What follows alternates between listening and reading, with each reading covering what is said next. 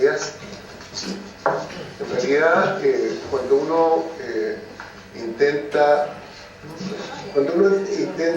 ver cómo enfrenta estos periodos, bajas temperaturas, contaminación alta, circulación viral, que ponen en riesgo a nuestros pacientes y ponen en jaque a los sistemas públicos y privados, incluso de salud, uno a veces olvida que el grueso de estas situaciones afectan a los pacientes crónicos. Es decir, si lográramos que el grupo de pacientes, y me voy a referir solo a los respiratorios crónicos, que en Chile deben sobrepasar los 500.000, los tuviéramos bien controlados, es probable que la presión sobre los sistemas sanitarios sería notablemente menor. Y por lo tanto hay un desafío de intentar controlar adecuadamente estos pacientes. Hoy día nos vamos a referir brevemente a este problema que es el manejo con oxígeno de los pacientes respiratorios crónicos del grupo de enfermedad pulmonar obstructiva crónica.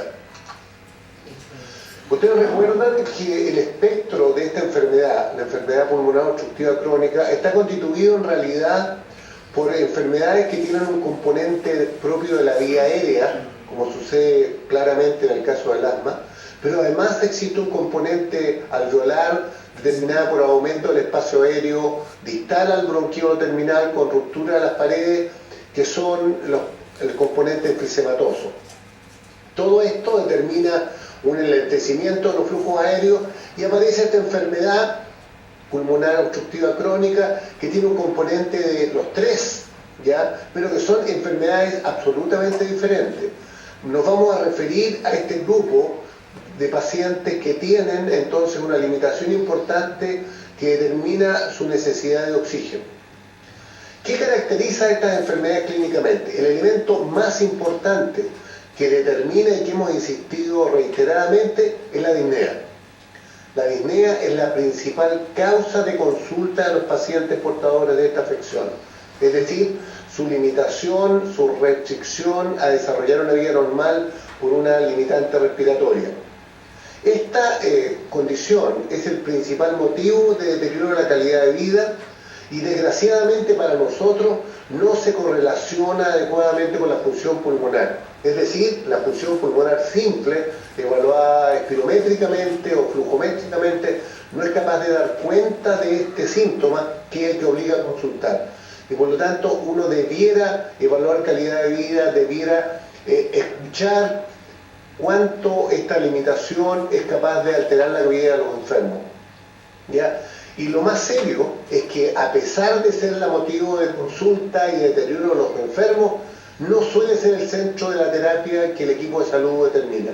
Y tenemos más tendencia a evaluar objetivamente que subjetivamente. Fíjense que la disnea, este es un estudio de un seguimiento a más de 5 años de pacientes portadores de EPOC, en los cuales se correlaciona el grado de disnea con la sobrevida.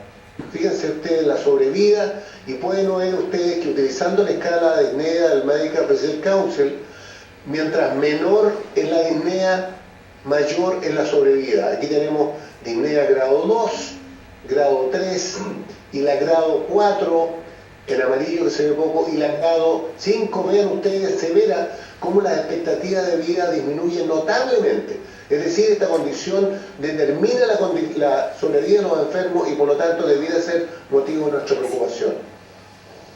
¿Qué terapia han logrado demostradamente aumentar la sobrevida de los pacientes con EPOC? Lejos, la más importante es la cesación de tabaco. Sin embargo, ocupa un segundo lugar el uso adecuado de oxigenoterapia. También la cirugía de reducción pulmonar, que se utiliza en casos extremos, la utilización de corticoides junto con los beta-estimulantes de la reacción, los anticolinérgicos de la reacción, la rehabilitación, el uso de estatina y beta-bloqueadores que hoy día han comenzado a tomar un papel en la mantención de la vida adecuada, es decir, disminuir la muerte prematura de estos enfermos. Pero nos vamos a referir entonces a la oxigenoterapia. ¿Qué impactos posee la oxigenoterapia?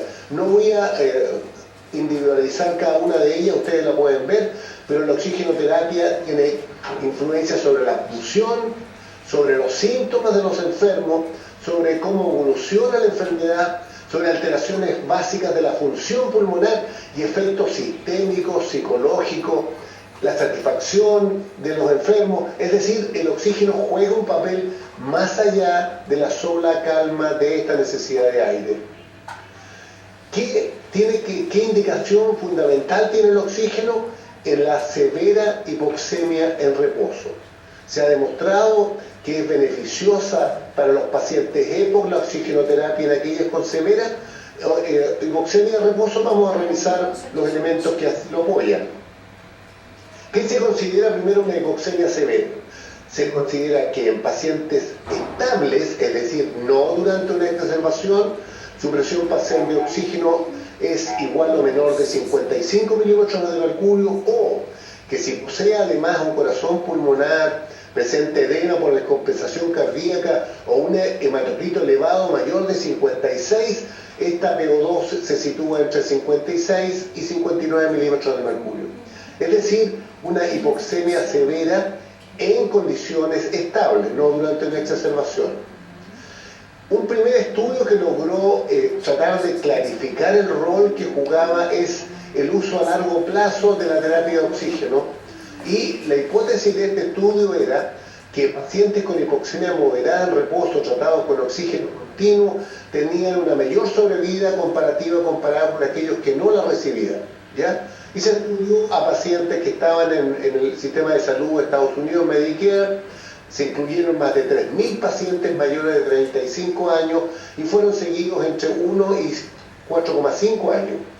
Se observó qué pasaba en la calidad de vida, qué pasaba con los requerimientos sanitarios, la desnutrición, la disnea, las exacerbaciones. Es decir, se tomaron una serie de indicadores para ver el impacto de la oxigenoterapia.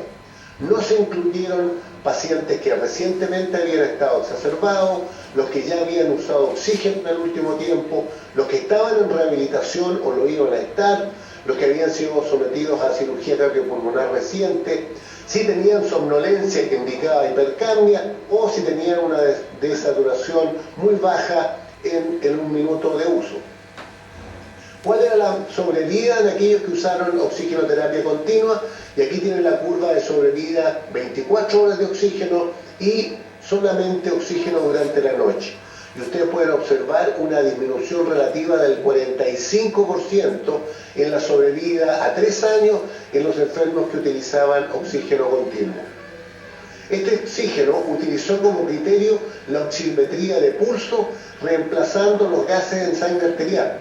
Por lo tanto, estaríamos en condiciones de evaluar esta situación con un oxímetro de pulso en cualquier lugar de nuestro sistema público de salud. ¿Qué pasa con el oxígeno y la sobrevida en este protocolo?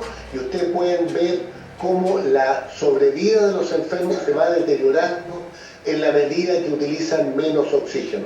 Es decir, el uso de oxígeno no solo alivia, contribuye al bienestar de los enfermos, sino que además tiene que ver con la muerte prematura de ellos. ¿Qué efecto tiene el oxígeno sobre la dinámica respiratoria? Y este es un elemento muy importante. Este es un estudio que demuestra el comportamiento de la frecuencia respiratoria en el eje vertical y el atrapamiento aéreo, mostrado como la capacidad inspiratoria máxima, a medida que se le agrega una fracción parcial de oxígeno mayor en la inhalación. Y ustedes pueden ver cómo al darle más oxígeno disminuye la frecuencia respiratoria, pero además disminuye el atrapamiento, y por lo tanto eso significa que los enfermos requieren menos esfuerzo para poder movilizarse y por lo tanto contribuye notablemente a la disminución de la disnea.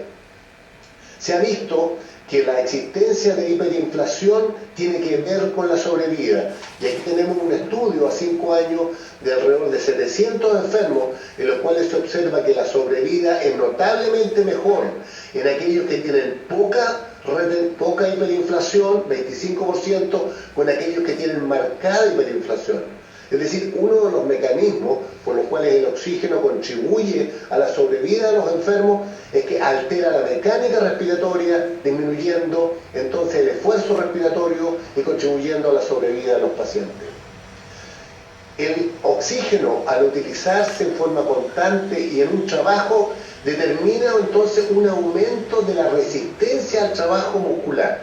Es decir, en este estudio se logra demostrar un aumento de más del 160% en el trabajo al administrarle oxígeno. Y esto abre la posibilidad de que estos enfermos puedan llevar una vida mejor y al disminuir la disnea puedan tener estos enfermos entonces una calidad de vida y puedan ser sometidos incluso a terapias de rehabilitación en mejores condiciones. En resumen, las evidencias aún apoyan que nuestros criterios programáticos de indicar oxígeno para aquellos enfermos que tienen hipoxemia en reposo o en mayor condición cuando tienen hipercapnia o tienen retención del anhídrido carbónico, esta es una condición que determina una mejoría en la calidad de vida y es un desafío para aumentar la sobrevida en mejores condiciones de estos enfermos. Gracias.